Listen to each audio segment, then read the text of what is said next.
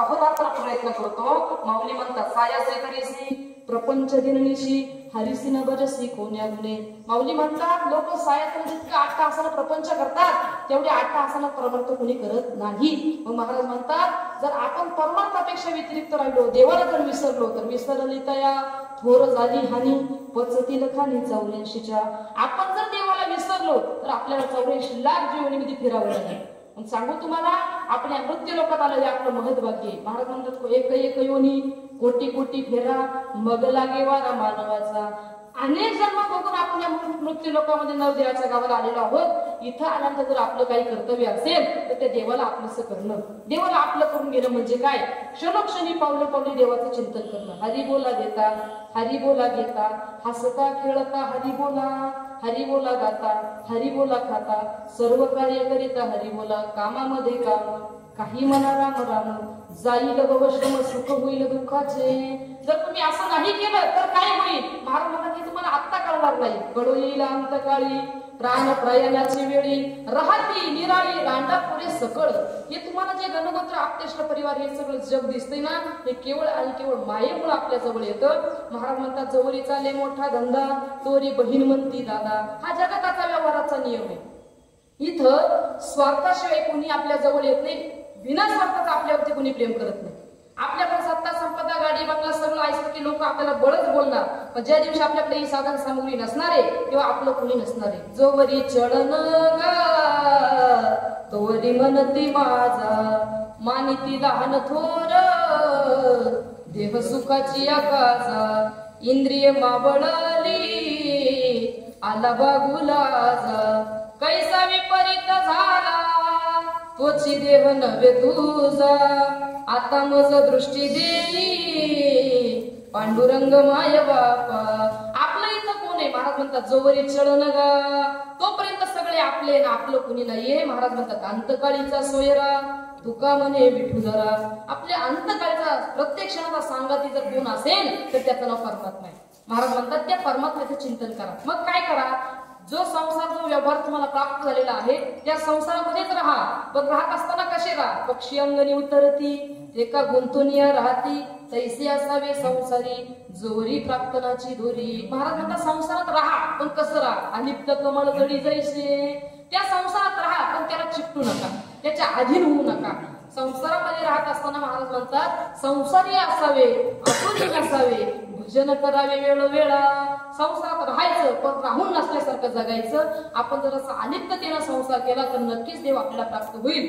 देव प्राप्त करण्याकरता काही अन्यत्र साधनं करावी लागतात असं नाही. उलट महाराज म्हणतात सुखी येतो घरा नारायण न लगती सायास जावे वनांतरा. देव मिळवण्याकरता वनांतर स्वीकारायची गरज नाही. देव तुमच्या घरी सुख नाही पण त्याच्याकरता काय करावं लागेल. जो प्रपंच संसार आम्हाला प्राप्त झालेला आहे या संसारामध्ये या प्रपंचामध्ये आम्ही क्षणोक्षणी देवाचं नाव घेतलं पाहिजे. महाराज म्हणतात कलियुगामध्ये नामस्मरणाशिवाय दुसरं सोपं साधन राहिलेलं नाही.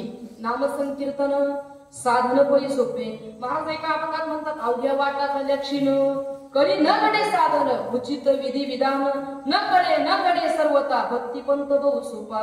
महाराज म्हणतात या जगतामध्ये कलियुगामध्ये सगळ्या वाटा क्षीण झालेल्या आहेत. आता वाट मार्ग जर काही असेल तर त्याचं नाव देवाचं नामस्मरण आहे. महाराज म्हणतात देवाच्या नामस्मरणामध्ये एवढी ताकद आहे. देवाचं नाव घेतलं आणि तो वाया गेला असं कोणी ऐकला का. नाम घेता वाया गेला ऐसा कोणी ऐकला. महाराज म्हणतात देवाचं नाव घेतलं आणि तो वाया गेला असं अद्याप कोणी आपल्याला पाहायला मिळत नाही. उलट महाराज म्हणतात नामस्मरण केल्यानं काय केलं माहिती का. नामस्मरणाचा परिणाम काय झाला. कोळियाची कीर्ती वाढली गहन केले रामायण रामादी. महाराज म्हणतात रामप्रभू अवतराला येण्या अगोदर रामायण लिहिलं गेलं. हे कशामुळे घडलं. केवळ आणि केवळ नामस्मरणामुळे. मग महाराज म्हणतात प्रत्येक क्षणाला नामस्मरण करा. मग नामस्मरण केल्यानंतर काय होईल. आमचा अंतकाळ शेवट आमचा चांगला होईल. आपण जन्मभरची साधना कृतीच साधना मरणाच्या समयाला अंतच्या समयाला आम्हाला आठवत असते. परिणाम काय आपण पूर्वजन्मामध्ये मागच्या जन्मामध्ये संसाराचं चिंतन केलंय, संसार चिंतन केलाय. परिणाम त्या संसारानं आम्हाला पुन्हा जन्माला घातलं. मग महाराज म्हणतात संसार तुम्हाला पुन्हा पुन्हा जन्माला घालेल. आद्यगुरु शंकराचार्य बोलतात पुनरपि जननम पुनरपि मरणम पुनरपि जननी जठरे शयनम. महाराज म्हणतात किती वेळा जन्म यावे नित्य व्हावे फजित किती जन्म झाला मेरा गणित नाही जी दाता. अनेक जन्म घेतले आपण. प्रत्येक जन्मामध्ये जर आपण दुःखाच्याच अधीन झालो संसाराच्याच अधीन झालो तर आम्हाला देव कधी प्राप्त होणार. मग महाराज म्हणतात आता तुम्हाला नरदेव मिळालाय नरदेह दुर्लभ जाणारे तुम्ही वासुदेव वासुदेव म्हणा, शतवर्षाची गणना रे तुम्ही वासुदेव वासुदेव म्हणा, तयामध्ये दुःख यातना रे तुम्ही वासुदेव वासुदेव म्हणा, तुम्ही आठवा मधुसूदना तुम्ही वासुदेव वासुदेव म्हणा, तुम्ही वासुदेव वासुदेव म्हणा रे तुम्ही वासुदेव वासुदेव म्हणा. महाराज म्हणतात न लगे दंगन मुंडन न लगे पंचांगी साधन. महाराज म्हणतात नरदेह दुर्लभ झाला. आपण अनेक जन्माचा फेरा फिरून इथं आलोय. बहुता दिवसा फेरा आला या नगरा. आपण फार जन्माचा दूरचा प्रवास करून आलोय. महाराज म्हणतात धोरोनी आलो मी गा दुःख झाले दारुण, यावया येथवारी होते हेची कारण, दुर्लभ भेटी तुम्हा पायी झाले दर्शन, विनवितो तुका संता दोन्ही कर जोडून, सुखी मी निजलोगा शून्य सारोनी तेथे. महाराज म्हणतात दुरुनी आलो मी गा, फार दूरचा प्रवास करून आलोय मी. किती दूरचा प्रवास? आपण अनेक जन्माचा 84 लाख जीवन आपण भोगल्या आणि हे सगळं दुःख बघून आपण या मृत्यू लोकात जन्माला आलोय. इथं आल्यानंतर देवाला आपलंसं करणं हे प्रत्येक जीवाचं प्रत्येक मानवाचं कर्तव्य. महाराज म्हणतात देवा व्यतिरिक्त जेवढा प्रपंच आपण कराल हा केवळ आणि केवळ अट्टहास आहे, केवळ व्यर्थ आहे. महाराज म्हणतात तुका म्हणे तुची खरा येर वाहुगा पसारा. इथं जे दिसतं हा केवळ पसारा आहे. मग ऐका, त्या मायेतून आणि या संसारातून जर आपल्याला अलिप्त व्हायचं असेल, सुटायचं असेल तर महाराज म्हणतात देवाचं भजन करा, परमात्म्याचं चिंतन करा. परिणाम काय होईल? आमचा अंतकाळ, आमचा शेवट गोड होईल. काय असतं, काही काहींचा शेवट वाईट असतो आणि जगणं गोड असतं. काही काहींचं जगणं गोड असतं पण शेवट वाईट असतं. याच्यामध्ये रामायण पहा किंवा महाभारत पहा. महाभारतामध्ये धृतराष्ट्र राजाचं चिंतन असं केलं महाभारताने, हस्तिनापुराच्या त्या गादीवरून धृतराष्ट्राला बाहेर काढून दिलं आणि शेवटी विदुर काकाचा धृतराष्ट्राचा संवाद महाभारताने चिंतन केला. आणि त्याच्या समाधाने रामायणात पहा एक पक्षी होता. पक्षी, त्या पक्षाने युद्ध केलं कुणाशी? रावणाबरोबर. परिणाम काय झाला? विश्वाच्या मार्गाने त्याला टाकेत, आपण सर्व तीर्थ टाकेत म्हणतो तिथे, विश्वाच्या मार्गाने त्याला शेवटच्या टायमाला मांडी दिली. म्हणजे काय? परमात्म्याने त्या पक्षाचा अंत्येष्टी केला, अंत्यविधी केला. त्याला अंतकाळी देव प्राप्त झाला. अंतकाळी ज्याच्या नामाले मुखा तुका म्हणे सुखा पार नाही. परमात्मा बोलतात अंतकालीच मामेव स्मरण मुक्त्वा कलेवरम यप्रयाती समद्भाव याती नास्त्यत्र संशया. महाराज म्हणतात अंतकाळीच्या अंत समयाला ज्याला देव प्राप्त होईल, ज्याला देव आठवेल, त्याचं जगणं, त्याचा संपूर्ण जन्म सफल होईल. मग महाराज म्हणतात देव अंतकाळी आठवण्याकरता जन्मभर त्याच्या नामाची साधना करा. आपण जीवनभर जी साधना करतो तीच आपल्याला अंत समयाला आठवत असते. मग काय होतं? आपण पूर्वजन्मामध्ये संसाराचं चिंतन केलं. संसाराचं चिंतन केल्यामुळे परिणाम असा झाला, त्या संसारानं पुन्हा आम्हाला संसारात जन्माला घातलं. महाराज म्हणतात इथं मृत्यू लोक आहे. या मृत्यू लोकांमध्ये प्रत्येक जीव जन्माला येतो आणि प्रत्येकाला जावं लागतं. उपजे ते नाशी नाशिदे पुनरपी दिसे हे घटिका यंत्र दैसी परिभ्रमेगा. माऊली म्हणतात जो जन्माला आला तो मरणार आहे आणि जो मेलाय त्याचं जगणं मात्र त्याच्या हातात नाहीये. का बरं सांगू? जर एखाद्याचं जगणं शेवट मरण जर चांगलं असेल तर त्याला परत जन्म नाही. महाराज म्हणतात ज्यांना प्रपंच, ज्यांना संसार माझ्या चरणावरती वाहिला त्याचा सर्व सुभार मी वायू योगक्षेमम वहाम्यहम. तुका म्हणे भार गातली यावरी होईल कैवारी नारायण. महाराज म्हणतात की नाही तुका म्हणे घालू तयावरी भार वाहू हा संसार देवापायी. महाराज म्हणतात आमचा सगळा प्रपंच, सगळा संसार आम्ही देवाच्या पायावरती वाहणार आणि मग काय होईल? तो विश्वाचा मालक आम्हाला प्राप्त होईल. महाराज म्हणतात नरदेह तुम्हाला मिळालाय, त्या नरदेहाचं काही मूल्य करा, त्याची काही सार्थकता करा. मग आमची सार्थकता तेव्हाच होईल जेव्हा आम्ही देवाचं भजन करू, संतांचं चिंतन करू. महाराज म्हणतात संत महात्म्याच्या चिंतनाने जीवनाचं साफल्य होतं. तुका म्हणे पापे जाती संतांची जपे. जीवनाचं गोमट तर होतच, पण आमच्या ठिकाणी जे पाप होतं त्या पापाचं देखील शान होतं. कशाच्या द्वारा? केवळ आणि केवळ संतांच्या नामस्मरणाच्या द्वारा. मग ऐका, नामस्मरण करण्याकरता, देवाचं नाव घेण्याकरता काही 8 तास लागतात का? काही वेळ लागतो का त्याच्यासाठी? महाराज म्हणतात काळ वेळ नाम उच्चारिता नाही दोन्ही पक्ष पायी उद्धरती. क्षणाक्षणाला, कुठल्या काळाला, कुठल्या वेळेला तुम्ही जर चिंतन केलं तर ते चिंतन तुमच्या सोबत येणार आहे. जर असं असतं श्रीमंत लोकांचा देव असता तर देवानं सुद्धा माझे पोहे खाल्ले नसते. देव जर श्रीमंताचा असता तर देव शबरीला भेटला नसता. महाराज म्हणतात उंच नीच काही नेणे भगवंत इष्टे भाव भक्ती देखुनिया. महाराज म्हणतात न पाहे याते कुळाचा विचार. परमात्म्याच्या ठिकाणी कुळाचा विचार नाही. कोण कुठल्या जातीचा आहे, कोण कुठल्या कुळाचा आहे, कोण कुठल्या क्षेत्रात राहतो हे परमात्म्याच्या ठिकाणी राहत नाही. थोर प्रेमाचा भुकेला हाची दुष्काळ तयाला. देव सोयरा देव सोयरा देव सोयरा दिनाचा अंतरीची घेतो गोडी. ज्याच्या अंतकरणाचा भाव शुद्ध आहे परमात्मा त्याचा आहे. महाराज म्हणतात शुद्ध ज्याचा भाव झाला दुरी नाही देव त्याला. ज्याचा भाव शुद्ध आहे ना त्याला देव दूर नाहीये, त्याला देव सापडावा लागत नाही, देव त्याच्या घरी सुखाने येतो. मग महाराज म्हणतात मरणी जयाची आठवे. माऊली बोलतात मरणी जयाची आठवे तो तेची गती ते पावे. म्हणून सदा स्मरावे मातेची तुआ. या सगळ्या ओवीचं चिंतन उत्तरार्ध आहे. म्हणून स्मरा हा म्हणून जो शब्द आहे ना या म्हणून शब्दाच्या पूर्वी काहीतरी घडलेलं राहतं. या म्हणून शब्दाच्या पाठीमागे काहीतरी पूर्व पक्ष घडलेला राहतो. आपण व्यवहारात सुद्धा आम्हाला ते माहीत होतं म्हणून आम्ही त्याला म्हणून तसं करू नको हा व्यवहार आहे आपला. तसं म्हणून या शब्दाच्या पाठीमागे काहीतरी पूर्वसंचित घडलेलं राहतं, काहीतरी पूर्व पक्ष मांडलेला राहतो. महाराज म्हणतात म्हणून म्हणजे काय, आपण आता जन्माला आलोय आपल्याला पुन्हा जन्म मिळणार नाही म्हणून, आपल्याला प्राप्त राहणार हृदयावरती आपली सत्ता नाही म्हणून, आपण जो क्षण जगतोय तो आपल्या हक्काचा मालकीचा नाहीये म्हणून. म्हणून महाराज म्हणतात म्हणून शरण झाले सर्व भावे देवासी तो हा उत्तरील पार भवदुस्तर गतीचा. म्हणून त्याला शरण जा. का महाराज म्हणतात त्याच्याशिवाय तुम्हाला तारून येणारं कोणी नाहीये.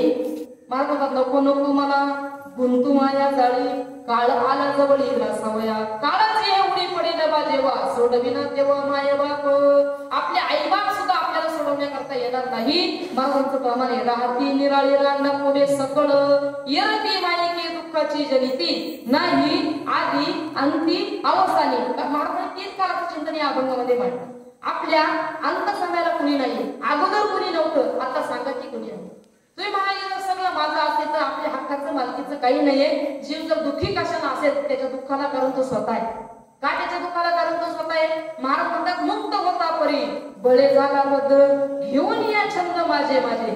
आपण येताना मुक्त अवस्थेत आलोय, जाताना देखील मुक्त जाणार आहे. आपल्या हक्काचं मालकीचं काही नाहीये. जर आपण आज दुःखी असाल तर आपल्या दुःखाला कारण आपण स्वतः आहे.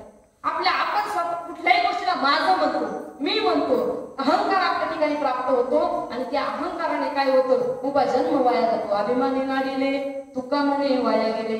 उलट महाराज म्हणतात अहंकार गेला तुका म्हणे देव झाला. ज्याच्या ठिकाणी अहंकार गेलेला आहे तो एका अंगाने देव आहे आणि ज्याच्या ठिकाणी अभिमान आहे तो जन्म कोणी वाया गेलेला आहे. महाराजांची भाषा आहे. महाराज म्हणतात अभिमान कशाचा करता, अभिमान कशाचा करता, जे तुम्हाला प्राप्त झालेलं आहे ना ते सगळं देवानं दिले. तुम्ही म्हणाल पैसा तर लक्ष्मी वल्लभा देवाला म्हटलं जातं. तुम्ही म्हणाल गाडी बंगला सत्ता संपत्ती ही सगळी देवाच्या कृपेनं प्राप्त होत असते. तुम्हाला सांगून जाईल आपल्याकडे थोडा प्रपंच आहे, आपला प्रपंच तरी किती आहे, आपला संसार तरी किती आहे. आपल्या संसाराचं कोणी चिंतन करू शकत नाही. आपला बोटावर मोजण्यावर सुद्धा संसार नाहीये. महाराज म्हणतात लंके माझी घरी किती आहे का सांगत असे संख्या 83 तुका म्हणे त्याची संपदा एवढी सांगत ती कवडी गेली नाही. महाराज म्हणतात जो 14 चौकडे आयुष्य जायला परी तो राहिला काठी खाली. महाराज म्हणतात एवढं ज्याला आयुष्य होतं त्याला सुद्धा राहावं लागलं. मग ज्याची एवढी संपदा आहे त्याला सोबत काहीच नेलं नाही. आपण सोबत येणार आहे का. महाराज म्हणतात रावणाचा प्रपंच होता, कृष्ण परमात्म्याच्या हस्तिनापुराची गादी होती, रामप्रभूची अयोध्या होती. पण महाराज म्हणतात यापैकी कुणी श्रीमंती बरोबर नेली नाही. सर्वांनी इथं ठेवली. येथे नाही गुरु आले अवतार येरते पामर जीव किती. महाराज म्हणतात देवानं सुद्धा बरोबर काही नेलं नाही. परमात्म्यानं सुद्धा कार्याच्या समाप्तीनंतर सगळं इथंच ठेवलं. संत महात्म्यांनी कार्याच्या समाप्तीनंतर सगळं इथंच ठेवलं आणि आपल्याला सुद्धा इथंच ठेवून जायचंय. महाराज म्हणतात तुम्हाला जावं लागणार आहे पण जाण्याकरता सावध व्हा. नामदेव महाराज चिंतन करतात मरणाआधी सावध व्हावे कीर्ती करून मरावे जन्म घालू नये वाया मानवाची उत्तम काय. महाराज म्हणतात मरण काळ येण्याला येण्याअगोदर तुम्ही सावध व्हा. सावध होऊन भजनी लागा देव करा कैवारी. महाराज म्हणतात काळ तुम्हाला येण्याकरता येणार आहे. घडी घडी काळ वाटयाची पाहे अजूनही किती आहे अवकाश. प्रत्येक क्षणाला प्रत्येक मिनिटाला तो काळ आपली वाट पाहतोय. कशा प्रकारे महाराज चिंतन करतात. पाहतो उंदीर घेऊन जाय बोकार तैसा काळ लोका नेत असे. घरातली मांजर जशी त्या उंदराला नेत असते तद्वत त्याप्रमाणे तो काळ आपली क्षणाक्षणाला मिनिटाला वाट पाहतो. पण महाराज म्हणतात जीवन जगत असताना माणसानं सगळं विसरलं तरी चालेल पण मरणाला विसरू नये. मरणाला विसरू नये, पण परिणाम असा आहे आपल्याला ते कायम चित्र पाहायला मिळतं. लोक सगळं लक्षात ठेवतात पण मरणाला विसरतात. पण महाराज म्हणतात मरण तुम्हाला येणार आहे. ज्याचा 12वा झाला त्याचा 13वा, ज्याचं 12स झालं त्याचं 13स ठरलेलं आहे. जो खाटीवर आला तो ताटीवरती जाणार आहे, हे प्रत्येकाचं जाणं निश्चित आहे. मग महाराज म्हणतात जर तुम्ही जन्माला येतात आणि पुन्हा मरतात, मग मध्ये जो जगण्याचा जीवनाचा प्रवास प्राप्त होतो कशा करता मिळतो. मग महाराज म्हणतात हो जगण्याचा जीवनाचा प्रवास हा तुम्हाला कशा करता मिळाला माहितीये, देव मिळवण्याकरता. महाराज म्हणतात देवे दिला देह भजना गोवटा, तो या झाला फाटा बाधिकेचा, देवानं देह दिला. जो प्राप्त झालेला आहे तो आमचा नाहीये, तो आपल्या मालकीचा नाहीये. महाराज म्हणतात देह हे काळाचे, धन कुबेराचे, येथे मनुष्याचे काय आहे. देह जाईल जाईल याचे काळोबा खाईल, याला कुणीतरी नेणार आहे, याच्यावरती कुणाची तरी सत्ता आहे. महाराज म्हणतात हा जाणार आहे, हा एक दिवस हातावरती तुरी देऊन जाणार आहे. बघा इथं असा एकही माणूस नाहीये की तो राहण्याकरता आला. कुणी अमृत पिऊन आलंय का इथं? अमृत पिण्याचा आधी करता मानवाला नाहीच आहे. अमृताच्या आधी काही देवता आहे. मग आपण अमृत पिऊ शकत नाही. मग आपल्याला अमर होण्याकरता, अमृत आपल्या जीवनाचं साफल्य करण्याकरता आपल्याला देवाचं नाव घ्यावं लागेल, संतांचं भजन करावं लागेल. जर असं आम्ही केलं, ही साधना जर आम्ही केली तर महाराज म्हणतात त्याला देव मिळल्याशिवाय राहणार नाही. हरिप्राप्तीचे उपाय धरावे संतांचे ते पाय, तेने साधती साधने तुटती भवाची बंधने. हे संत महात्मे जीवाला देव दाखवतात, म्हणून त्या संतांचं भजन करायचं. महाराज म्हणतात मरणी जयाची आठवणी. मग महाराजांनी चिंतन केलंय अंत समयाला, मरणाच्या समयाला तुम्हाला ज्याचं स्मरण होईल, जे तुमच्या लक्षात राहील आणि जे लक्षात ठेवून जे स्मरण करता करता तुम्ही देहाचं प्राणक्रमण होईल, त्या संबंधाने तशाच प्रकारे तुम्हाला नरदेह मिळेल. मग महाराज म्हणतात अंत समयाला देव प्राप्त होण्याकरता जन्मभर त्याच्या नावाची साधना करावी लागेल. काय करावं लागेल? जन्मभर लागतो. तुम्ही मला मरणाच्या प्रमाणे देव आठवायचा, आयुष्यभर कशाला वेळ वाया घालवायचा, आयुष्यभर कशाला साधना करायची असं नसतं. आपण जन्मभर जी साधना करतो तीच अंत समयाला, मरणाच्या समयाला आठवत असते. काही काही लोक बघा तिरडीवर जातात पण देवाचं नाव घेत नाही. मग महाराज म्हणतात असे देवाला विसरतात, देवाचं नाव घेत नाही, देवाला मानत नाही, त्यांचं जगणं म्हणजे केवळ निरर्थक आहे. महाराज म्हणतात नरदेह मिळालाय, साधन समृद्धी दिली तुम्हाला, जर त्यानं तुम्ही काही करतच नसाल तर तुमच्यामध्ये पशुमध्ये फरक आहे. पशु काय पाप पुण्य जाणती, त्या पशुधिकाच्या ठिकाणी पाप पुण्याचा भाळा नाहीये. पाप पुण्य हे जीवाच्या ठिकाणी म्हणजेच मानवाच्या ठिकाणी. तुम्ही म्हणाल जर आम्ही देवाचं नाव घेतलं नाही तर काय होईल? होणार काहीच नाहीये. इथं कोणाचं काय जाणार आहे? महाराज म्हणतात आपुली आपण करा सोडवणं, संसार बंधन तोडा वेगी. इथं देवाचं नाव आपण जर घेतलं नाही तर कोणाचं काही नुकसान होणार नाही. पण इथून गेल्यानंतर इहलोकाची यात्रा संपल्यानंतर आपलं परलोकात गमन आहे. त्या गमनामध्ये महाराज म्हणतात तिथं गेल्यानंतर मारिती, जोडीती, तोडीती, निष्ठूर यमाची किंकर बहुसाल, नाही त्या यमासी करुणा, बाहेर काढिता पुढी प्राण, ओढाळ सापडे जैसे धन्या, चोर यातना धरी जेतो, नाही त्या यमासी करुणा. महाराज म्हणतात मग तुमची कीव दया तुमच्यावरती यम करणार नाही. का? त्या यमाला माहिती आहे तुम्ही कर्म कसं केलं, तुम्ही जीवन कसं जगलात. आपल्याकडे जर पुण्याचा झाडा असला, आपल्याकडे जर पुण्याचा साठा असला, नामस्मरणाचं जर बळ असलं तर यमधर्म आपल्याला काहीच करू शकत नाही. महाराज म्हणतात यमधर्म सांगित होता तुम्हा नाही तेथे सत्ता, जेथे होई आधी कथा सदा घोष नामाचा. ज्याच्या घरामध्ये, ज्याच्या मुखामध्ये सर्व काळ देवाचं नामस्मरण आहे त्याच्या ठिकाणी यमाच्या दूतांची सत्ता चालत नाही.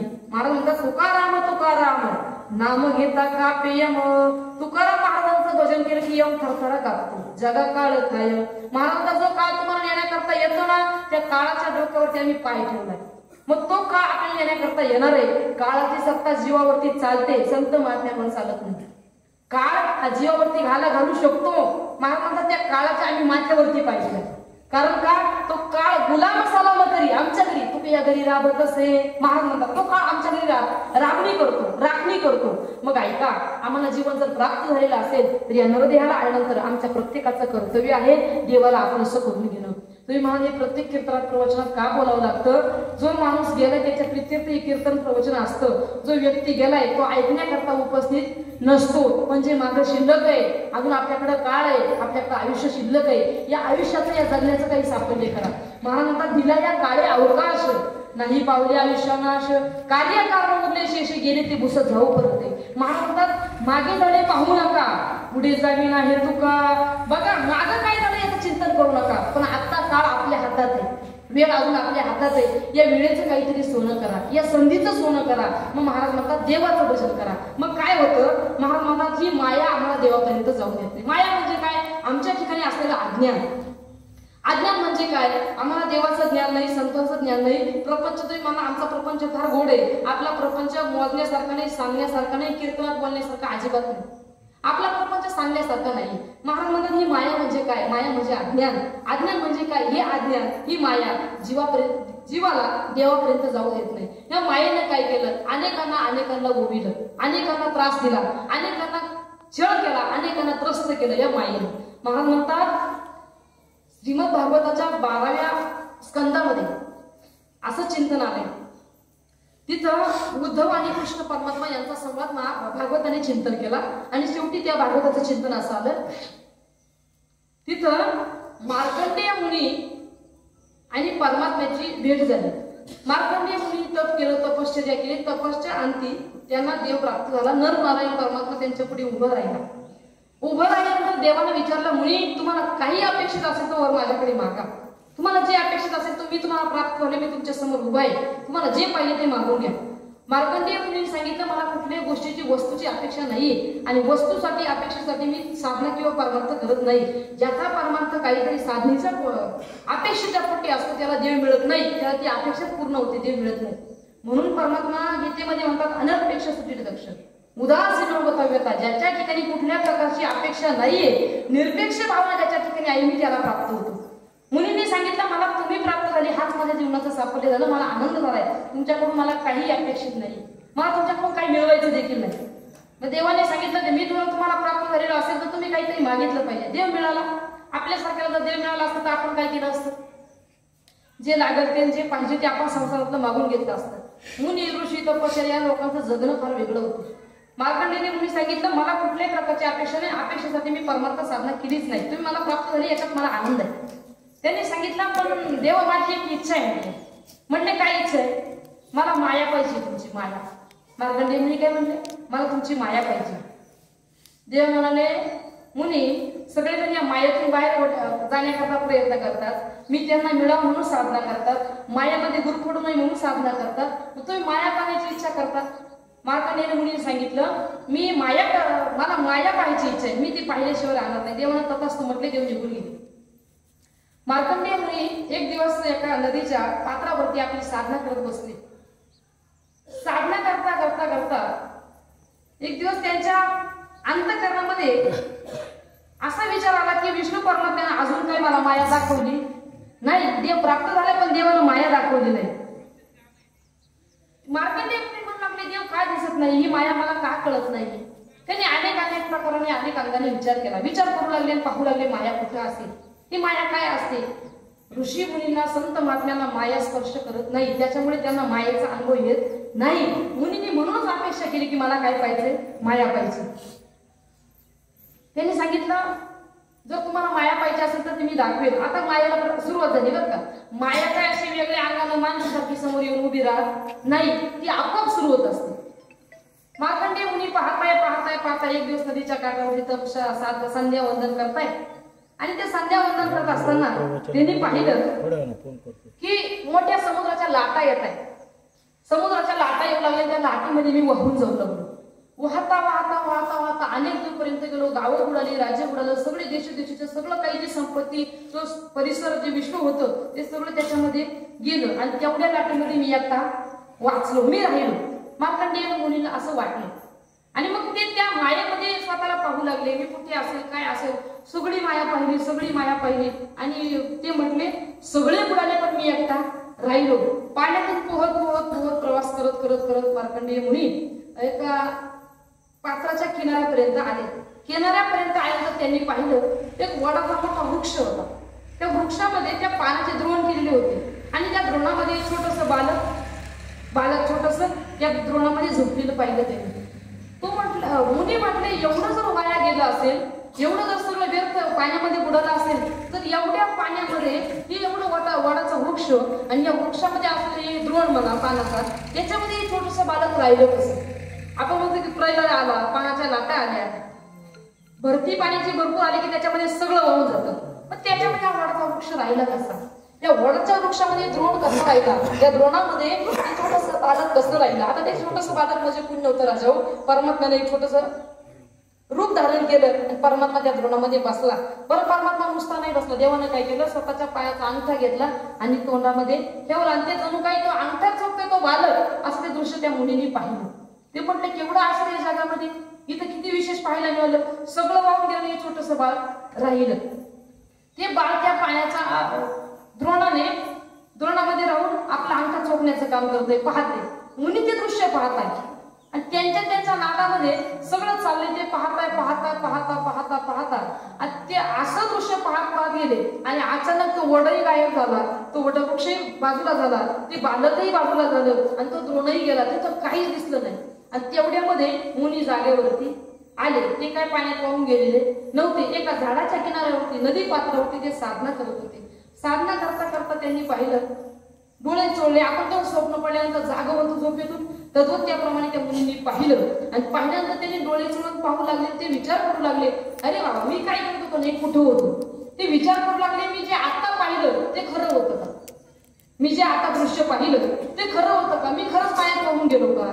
खरंच तिथं वडाचं झाड होतं का? त्या वडाच्या झाडापाशी कुणीतरी बालक होतं का? ते आपला पायाचा अंगठा तोंडामध्ये चोखत होतं का? आपण म्हणतो की वटस्य पत्रस्य कुठे शयनम, हे जे म्हणतो ना, त्या वडाच्या झाडामध्ये तो परमात्मा ते छोटंसं बालक काय करत असेल असा ते विचार करू लागले. विचार करता करता करता जागेवरती आले, शुद्धीवरती आले, पूर्वस्थितीवरती आले आणि ते विचार करू लागले, एवढ्या मोठ्या प्रलयात मी वाचलो, आजूबाजूला पाहू लागले, सगळं तसंच होतं, काही कुठं गेलेलं नव्हतं, तसंच होतं. साधना करू लागले, विचार करू लागले, हे जे घडलं यदा करता असं घडेल काय पुढे, असं त्यांना वाटलं.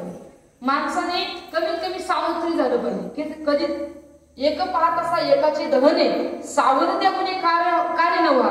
एक तर आपण जर कोणाच्या अंत्येशीला साशंभूमी जर गेलो असेल तर आपण अंतकरणामध्ये हा विचार बाळगायचा, ज्याच्या अर्थी आपण याच्या सोहळ्याला अंत्येशीला आलोय त्या अर्थी आपला सुद्धा असा सोहळा होणार आहे. माणसाने सावध झालं पाहिजे.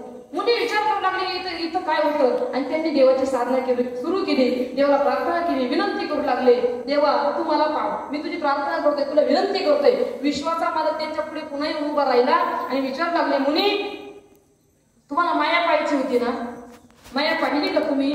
ते मुली सांगू लागले, देवा माया नाही, परत या मायाचं नाव सुद्धा घेऊ नको का? मुनी देवाने विचारलं का तुम्हाला माया पाहिजे होती ना? देव ते मुली म्हणू लागले, देवा त्या मायेमध्ये त्या पाण्यामध्ये लाटा मारता मारता पाणी एवढं बाजूला करता करता माझा दम पूर्ण झाला, सगळं विश्व वाहून गेलं आणि तेवढ्या पाण्यामध्ये मी एकटा राहिलो, एवढा प्रवास केला, आता माया पाहिजे माझी इच्छा नाही. ऋषीने सरळ सांगून दिलं, मला माया पाहिजे नाही देवा, जी तुझी माया असते ना ती तुझ्या जवळ ठेव. विश्वाच्या मार्गाने ऋषींना माया दाखवली. ही माया आपल्या सगळ्यांना नाचवते, ही माया आपल्या सगळ्यांना परमात्म्यापर्यंत जाऊ देत नाही. मग महाराज म्हणतात, मायेपासून जरी सुटायचं असेल, मायेपासून जरी आलिप्त व्हायचं असेल तर संतांचं भजन करावं लागेल, देवाचं भजन करावं लागेल. आणि या जगतामध्ये असं ठरलेलं गणित आहे, याचं नाव मृत्यू लोक आहे. इथं कुणी राहण्याकरता आलेलं नाही, जो आला त्याला जावं लागतं. महाराज मरणापासून किती सुटण्यासाठी प्रयत्न करा, तुम्ही किती प्रयत्न करा, जगामध्ये सगळं चुकवता येतं, मरण चुकवता येत नाही. महाराज म्हणतात, असं या जगामध्ये कुणीतरी माणूस दाखवा त्यानं मरणाला चुकवणे. कल्याणच्या मासिकमध्ये एक दृष्टांत आला, सिद्धांत आला, तो आपण कायम आणि नेहमी आहे तुमच्या पुढे मांडते. त्या महात्म्यानं, त्या सत्पुरुषानं मरण चुकवण्याकरता प्रयत्न केले. काय केलं? मरण मला येणारच नाही म्हटले, असे प्रयत्न केले. ब्राह्मण होता तो. ब्राह्मणांना सगळ्या सिद्धी प्राप्त असतात, वाचसिद्धी ब्राह्मणांच्या ठिकाणी असते. त्या ब्राह्मणानं प्रयत्न केले, आत्मनाथ प्रयत्न केले. आणि एक दिवस काय झालं, त्या ब्राह्मणाचं पूर्ण 50 वर्षापर्यंत वय झालं, तरी त्याला संतान नव्हतं. महाराजांनी रामायणामध्ये आपल्याला चिंतन पाहायला मिळतं, पुत्रहीनस्य मेधाजम सर्व दुःखाय कल्पते. मोठं ऐश्वर्य आणि वैभव जर असेल आणि त्या वैभवाला जर कोणी वारसदार नसेल, कुळाचा वंश नसेल, तर तो सगळा जो काही परिवार, सगळं जे इस्टेट ऐश्वर्य असतं ते आपल्याला व्यर्थ वाटतं. ते दशरथ राजाचे बोले बरं रामायणामध्ये. प्रभू म्हटले, माझ्या म्हणजे एवढी अयोध्या नगरी पण मुलगा नाही म्हणून अयोध्या नगरी कशी होस वाटते. दशरथ राजाचे उद्गार आहे. तर त्या ब्राह्मणाला वाटू लागलं वयाचे 50 वर्ष झाली अजून काही मला पुत्र संतान प्राप्त झाले नाही. देवाने साधना केली, देवाला विनंती करू लागला, प्रार्थना करू लागला, देवाला प्राप्त झाला आणि 50व्या वर्षी त्याला एक संतान प्राप्त झालं, ते मुलगा झाला. त्याचं भाग्य असं वेगळं होतं. मुलगा झाला, त्याची पत्नी जी होती ती मरण पावली, पत्नी राहिली नाही. आता साहजिकच आहे, आईच्या पश्चात मुलाची जबाबदारी कुणावरती आली? बापावरती आली, वडिलांवरती आली. आता ते ब्राह्मण देवता त्या मुलाला सांभाळू लागले. पूर्वीचा काळ होता, एवढी काही डेव्हलपमेंट नव्हती, विज्ञान पुढे गेलेलं नव्हतं, साधा व्यवहार आणि साधं जगणं होतं.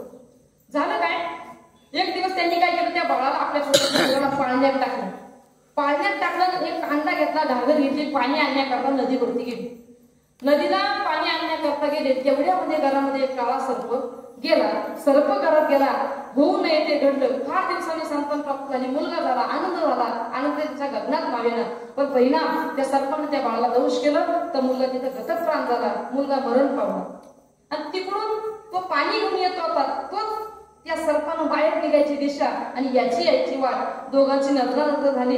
त्या ब्राह्मणाच्या लक्षात आलं, माझ्या बाळ ज्या अर्थी हा सर्प घरातून बाहेर येतोय, त्या अर्थी माझ्या बाळाला या सर्पानं काय केलं असेल, दंश केला असेल. म्हणून तो विचार करू लागला. घरात जाऊन पाहिलं की त्याचं बाळ मेलेलं होतं, गतप्राण झालेलं होतं. त्यानं विचार केला, या सर्पानं माझ्या बाळाला मारलं, एवढ्या पुण्याने मला संतान प्राप्ती झाली आणि हा काळ घेऊन गेला. त्यानं काय केलं, घरात काठी पडली होती, काठी घेतली आणि त्या सर्पाच्या मागे पडू लागला. आता सर्प सरपटणारे प्राणी, ते माणसाला कधी हाती सापडते. सर्प पुढे आणि तो ब्राह्मण देवता मागे, सर्प पुढे आणि ब्राह्मण देवता मागे. प्रवास करत करत करत करत करत त्या सर्पानं वाट निवडली आणि तो सर्प जंगलात प्रवेश करू लागला. जंगलाच्या दिशेने त्या सर्पानं प्रवेश केला आणि तो सर्प जंगलात गेला.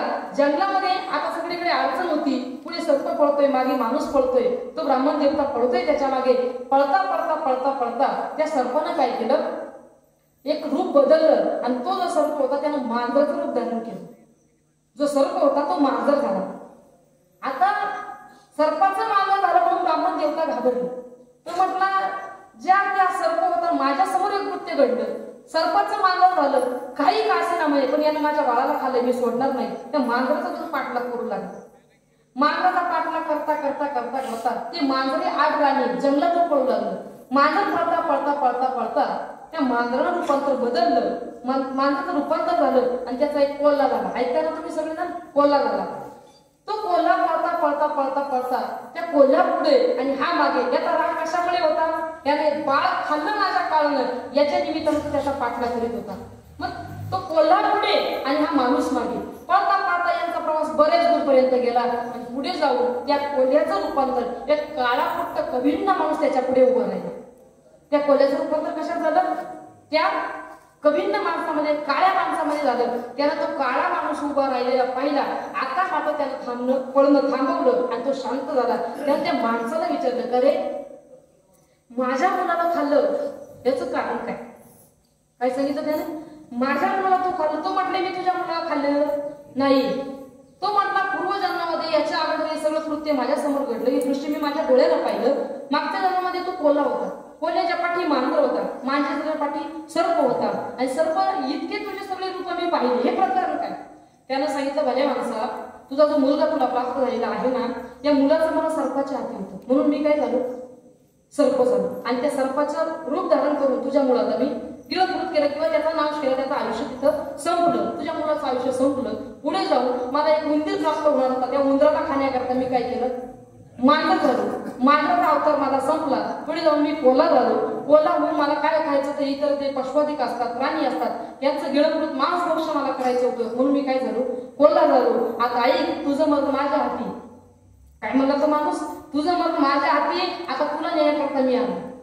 त्यानं सांगितलंय, बघ, मी तुला नेण्याकरता आलोय, पण अजून तुझी वेळ, आयुष्य संपलेलं नाही, तुझं आयुष्य अजून बाकी. आता तुला मला नेता येणार नाही. तो म्हटला, तुम्ही मला प्राप्त झाले, तो म्हटला, कधी का होईना, पण मीच तुला नेलं. त्या माणसाला काय सांगितलं, तो माणूस वगैरे कोण नव्हता, येऊन त्याच्या पुढे उभा राहिला.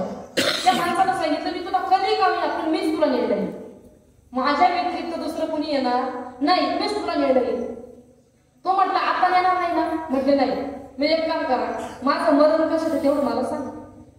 त्याने काय विचारलं, जर माणसाला माहीत झालं मी उद्या मरणार आहे, लोक किती सावध होतील. नाना प्रकारचे पंचपक्वानाचे भोग घेतील, नाना प्रकारच्या गाडी बंगला, जमीन जागा सगळं नावं करून देतील, मग मरायला सावध होतील. तो म्हटला, असं नाही, माझं मरण सांग. तो म्हटलं हे बघा, मी तुम्हाला तुमच्या डोळ्यापुढे दिसलं हे तुमचं भाग्य आहे, पण असं मरण कशात हे सांगता येत नाही. बघा काही काही लोक केस लागले तरी मरतात आणि काही काही 2-2, 3-3, 10-10 वर्ष आतुरणावर राहतात. मरण सांगता येत नाही. त्याला ते विचारलं, म्हणजे गुरुदेवा असं मरण कोणाला सांगता येत नाही. तो म्हटले कृपा करून तेवढं मला सांगा, मी तुमच्या पाया पडतो, तुम्हाला विनंती करतो. तो विनंती करू लागला, गायावया करू लागला. त्यानं सांगितलं बघ, तुझं मरण आहे ना मगरीच्या हातून. कुणाच्या? मगरीच्या हातून. तुला मगर प्राप्त झाली किंवा तू मगरीला प्राप्त झाला की तुझं मरण निश्चित आहे, हे चुकता येणार नाही. त्याच्या लक्षात आलं आज ना उद्या आपल्याला मरायचंच आहे. जर मी मगरीला प्राप्त झालो, मगर जर मला खाण्याकरता आली तर माझं आयुष्य संपेल. त्यानं काय केलं, आपला सगळा बाळ विस्तार सगळं पंचांगण गुढाळलं, सगळं आवरलं, एक गाठोडं बांधलं. तो म्हणता आता महाराष्ट्रात राहायचं नाही. त्यानं कुठे गेला तो? बोला तुम्ही, कुठे गेला? राजस्थानला. का बरं? तिकडं पाणी नाही. वाळवंट देशामध्ये तो गेला, तिथं जाऊन तो राहू लागला. राहिल्यानंतर तो ब्राह्मण होता, सगळे वेदाधिक मंत्र यज्ञ गोष्टी त्याला येत होते. तिथे गेल्यानंतर तो एका राजाच्या आश्रयाला राहू लागला. राजाच्या आश्रयाला राजाला विद्या सांगू लागला, राजाला नियमावली सांगू लागला, राजाला ज्ञान देऊ लागला. राजाला त्या ब्राह्मणामुळे काय झाला? आनंद झाला. तो म्हटला काय ब्राह्मण देवता एवढ्या लांबून आली. मग त्या राजाला सांगितलं तुम्ही कुठं राहू नका, माझ्या राजवाड्यातच राहा. राजानं त्या ब्राह्मणाला आश्रय दिला. कुठं? स्वतःच्या राजवाड्यामध्ये. आता तो राजा आणि ब्राह्मण यांची काहीतरी जवळीक झाली, नातं झालं, त्यांचं प्रेम एकमेकाबद्दल निर्माण झालं. एकमेकाबद्दल ते प्रेमानं राहू लागले. काही काळानं काय झालं, राजाला मुलगा होता. तो मुलगा उपवर झाला, लग्नाच्या वयात आला आणि त्या राजानं सांगितलं माझ्या मुलाचा विवाह आहे, आता तुम्ही एवढ्या दिवसापासून माझ्या घरात राहताय, आता मी दुसरा ब्राह्मण बोलवणार नाही. तुमच्या हस्ते माझ्या मुलाचा विवाह सोहळा, लग्न सोहळा तुम्ही काय करा, संपन्न करा. राजा म्हटला आता ब्राह्मण व्हायचा नाही, कुणाला मंत्र विचारायचे नाही, सगळं आपल्या मनाने आपल्या घरात होणार. ब्राह्मण देवता आपल्या घरात राहते. त्याला आनंद होऊ लागला. त्यानं सांगितलं तुम्हाला मात्र लग्न करता, सोहळ्या करता, विवाह करता यावं लागेल. मग त्या ब्राह्मणाने विचारलं का हो लग्न कुठे ठेवलं? तो म्हणे पैठणला. तुमच्या लक्षात येते ना, लग्न कुठे ठेवलं? पैठणला. तो म्हटलंय बघा तुम्ही कुठेही लग्न ठेवा, कुठेही विवाहाची तारीख करा, पण पैठणला धरू नका. का बरं? तिथं काय नागसागर आहे, एवढा मोठा एवढं मोठं पाणी आहे, जिथं पाणी तिथं मगर राहीलच. या भीतीनं तो काय म्हटला, तिथं लग्न, तिथं विवाहाची तारीख धरू नका, ते स्थळ तुम्ही ठेवू नका, दुसरीकडे ठेवा.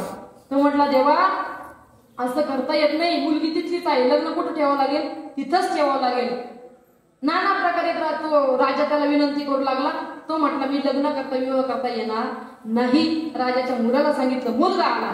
मुलगा म्हणले देवा असं करू नका, एवढ्या दिवसापासून आमच्या घराची तुम्ही सेवा करता, एवढी शेवटची सेवा माझी करा, तुमच्या हस्ते माझा विवाह व्हावा अशी माझी काय इच्छा आहे. अनंत विनंती करू लागला. पण ब्राह्मण देवता ऐकायला, कारण का त्याला कशाची भीती होती? मरणाची. त्याला मगरीची भीती होती. तो विचार करू लागला मी जर पैठणला गेलो तर मी मेल्याशिवाय राहणार नाही.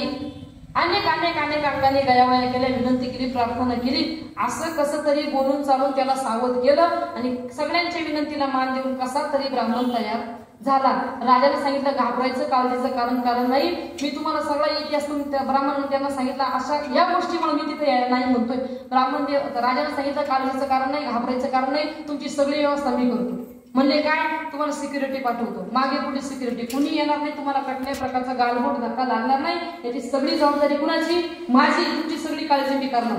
ब्राह्मण देवता निघाल्यानंतर सगळे वराडी मुलगा सगळे ते तिथे आले. पैठण क्षेत्रामध्ये सगळे येऊन उपस्थित झाले.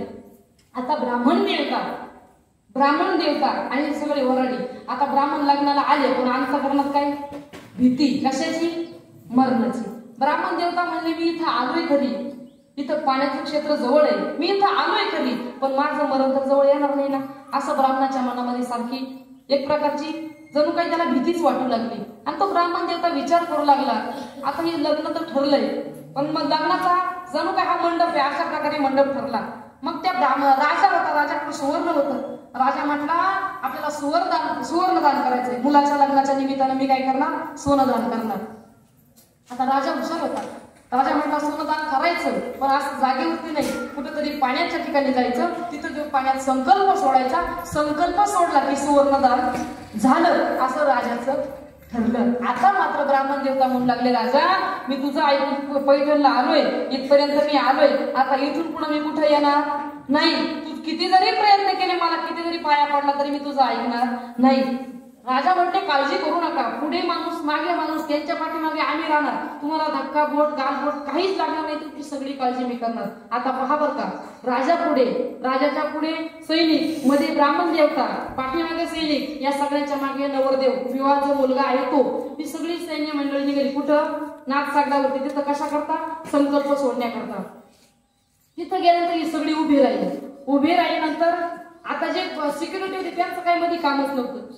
राजा, राजाचा मुलगा आणि ब्राह्मण देवता ही 3 जण कुठं उतरली? पाण्यात. पाण्यात उतरल्यानंतर राजा म्हटला, ब्राह्मण देवता आता तुम्ही पहिले पाण्यात उतरा, मी पाण्यात उतरलोय.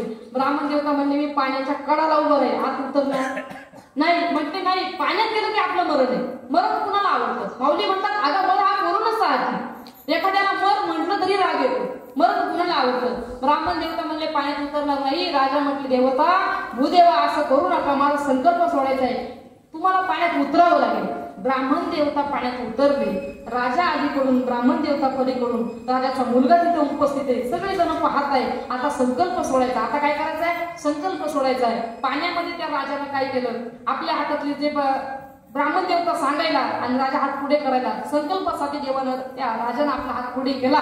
ब्राह्मण देवताने मंत्र सुरू केले, यज्ञ सुरू झाला. ब्राह्मण देवता यज्ञ बोलता बोलता बोलता बोलता बोलू लागले, आता संकल्प सोडणार, मंत्र थांबणार. तेवढ्या तिथे एक माणूस आला आणि त्यानं असा हात धरला. कुणाचा? त्या ब्राह्मणाचा. ब्राह्मणाचा हात धरला. म्हटले, देवा कशाचा संकल्प सोडता? म्हटले, काही नाही, राजाच्या मुलाचा विवाह आहे, त्याच्याकरता संकल्प सोडतोय. आणि मग त्यांनी काय केलं? त्यानं जे काही रूप अवतार धारण केला होता तो काही वेगळ्या अंगाचा होता, जे पूर्वी दर्शन झालं होतं ते आता नव्हतं. तो म्हटले, तुम्ही कोण आहे? माझा हात का धरलाय? माझा संकल्प चालू आहे, मी मंत्र बोलतोय, संकल्पासाठी यज्ञ चालू आहे, तुम्ही कशा का बोलता माझ्याशी? त्याने सांगितलंय, बघा तुम्ही बोलू नका, मी ज्याच्या कामाकरता आले ते काम आता माझं होणार आहे आणि ते कामाकरताच मी इथपर्यंत आलो. ते म्हटले, तुम्ही ओळखलं का मला? तो जो समोरचा माणूस होता तो बोलू लागला, तुम्ही मला ओळखला का? तो म्हणते, नाही, अजिबात ओळखला नाही. म्हणजे कसं काय ओळखलं नाही? आपली पूर्वीची फार जुना इतिहास आहे, फार पूर्वीची मैत्री आपली. तो म्हटला, कशी काय मैत्री? अहो मी सर्प होतो, कोल्हा होतो, तुमच्या पुढे एका जंगलामध्ये काळ्या कुठल्या माणसाचा अवतार होता, काळ्या रूपामध्ये मी तुमच्या पुढे उभा राहिलो होतो, तुम्हाला आठवतंय? तो म्हटला, हो हो हो आठवलं. म्हटले, तुम्ही तेच का? म्हटले, हो मीच. मग म्हणे, कोण आहे तुम्ही? म्हटले, मी काळ, मी यम, मी तुला नेण्याकरता आलो. म्हटले, भूदेवा तुम्ही तर मला सांगितलं होतं मगरीच्या रूपानं तुझं काय होईल? मरण होईल, तुला मगरीच्या रूपानं, मगरीच्या याच्यात मी तुला खाणार आणि तुझं मरण होणार, हे तुम्ही तर मला तेव्हा सांगितलं होतं. तुम्ही आता माणसाचं रूप घेऊन धारण करून आले, हे कसं काय? भूदेवानं सांगितलं, राजा भूदेवा ऐका, जर मला सर्प होता येतं, मांजर होता येतं, कोल्हा होता येतं, काळाकुट्ट माणूस होता येतं, जर मी आता तुमच्या मनुष्य रूपात तुमच्या पुढे उभा असेल, एका मिनिटात त्या माणसाचा मगरीचं रूपांतर झालं. त्या मगरीने त्या भूदेवाला, त्या ब्राह्मणाला गिळंकृत केलं. दृष्टांत संपला. मरण चुकवण्याकरता राजा महाराष्ट्र सोडून राजस्थानात गेला. मगरीने त्याला तिथे गिळंकृत केलं. या जगतामध्ये सगळं आटळ आहे पण मरण नाही. जगामध्ये मरण चुकवता येत नाही. मरणासाठी किती प्रयत्न, आपण चुकवण्याकरता किती प्रयत्न करा, मरण चुकत नाही. मरण अटळ आहे, मरण येणार आहे. जाण्याकरता सावध व्हा. महाराज म्हणतात, जाण्याकरता सावध व्हा. काय सावधानता बाळगा? क्षणोक्षणी पावलं पावली देवाचं भजन करा.